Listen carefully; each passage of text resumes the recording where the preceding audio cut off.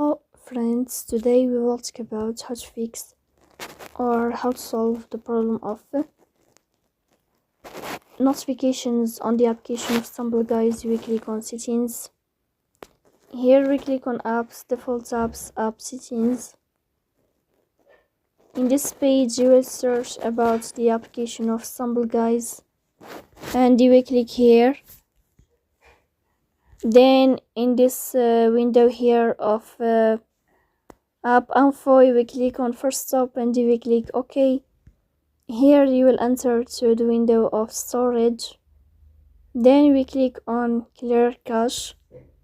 Here we go to Play Store. You will search about the application of Stumble Guys. Then you will uninstall your app and you will install it again. So don't forget to support us by like and subscribe. See you next time and thank you for your watching.